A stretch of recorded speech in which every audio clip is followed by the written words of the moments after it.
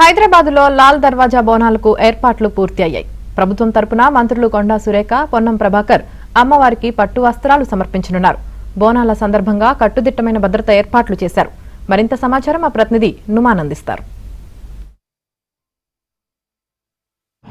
ఇటు old city Lal దర్వాజా బోనాలకు ఏర్పాట్లు పూర్తయ్యాయి. ఇటు ప్రభుత్వం తరపున దాంతోపాటు ఆలయ కమిటీ సభ్యులు కూడా ఏర్పాట్లన్నీ పూర్తి చేసినటువంటి పరిస్థితి ఉందని చెప్పవచ్చు. రేపు ఇటు రాష్ట్ర ప్రభుత్వం తరపున ఇటు మంత్రి కొండా సురేఖ, పొన్నం ప్రభాకర్, అదేవిధంగా ఇటు డిప్యూటీ సీఎం మల్లు బట్టి విక్రమార్క దంపతులు కూడా ఇటు పట్టు వస్త్రాలను అమ్మవారికి సమర్పించనున్నారు. సో ఈ నేపథ్యంలో ఇటు లాల్ దర్వాజా సింహవాహిని అమ్మవారి ఆలయం దగ్గర మాత్రం సందడి వాతావరణం నెలకొందనే చెప్పవచ్చు. సో రేపు జరగబోయేటటువంటి వాటి కోసం ఇప్పటికే ఇటు ప్రభుత్వం తరపున అన్ని ఏర్పాట్లు పూర్తి చేశారు.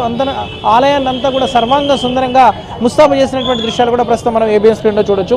సో ప్రస్తుతం రేపటి కార్యక్రమాలు ఎలా ఉండబోతున్నాయి ఏంటి అనేది కూడా తెలుసుకుందాం. మనతో పాటు మాట్లాడడానికి ఆలయ కమిటీ సభ్యులు వారితో కూడా మాట్లాడదాము. చెప్పండి, రేపటి కార్యక్రమాలు ఎలా ఉండబోతున్నాయి?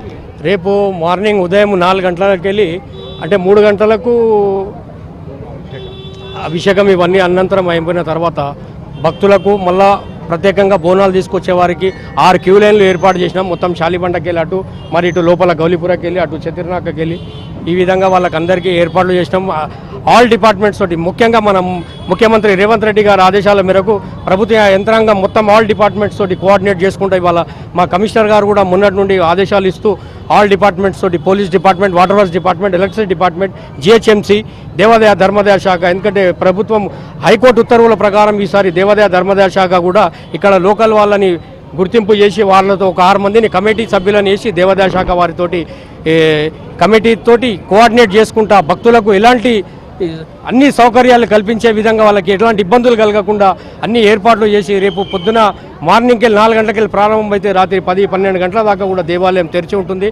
భక్తులకు మంచినీటి సౌకర్యం కానివ్వండి, మొబైల్ టాయిలెట్స్ కానివ్వండి, ఎటువంటిది కూడా ఇబ్బందులు కలగొద్దు. వాళ్ళకు దర్శనాలు కూడా సాఫీగా జరిగే విధంగా ఇక్కడ స్టాఫ్, ఎన్సీసీ స్కౌట్స్ వాళ్ళని కూడా వారి యొక్క ప్రత్యేక సేవలు వాళ్ళని కూడా వినియోగిస్తున్నారు. ఎంతమంది భక్తులు వచ్చారు? ఈసారి ఎంతమంది భక్తులు వచ్చేటటువంటి అవకాశం ఉంది?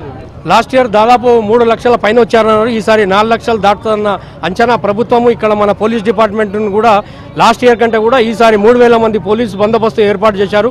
ఇంక్లూడింగ్ హోమ్ గార్డ్స్, మళ్ళీ లేడీ పీసీస్తో సహా ఇన్స్పెక్టర్సు, డిఎస్పీ గారు, డీసీపీ గారు మన దీన్ని ప్రజాదరణ కార్యక్రమం కూడా సిపి సజ్జనార్ గారు ప్రారంభోత్సవం చేశారు. సో ఈ విధంగా భక్తులు ఎలాంటి ఇబ్బందులు కలగద్దు, ముఖ్యంగా మన లేడీస్ ఆడపడుచులకు కూడా ఎటువంటి అగత్యాలు జరగద్దన్న ఆలోచనతో సిటీ కమాండ్ కంట్రోల్ ఏర్పాటు చేసి అంతా వాచ్ అండ్ వాచ్ జరుగుతున్నది.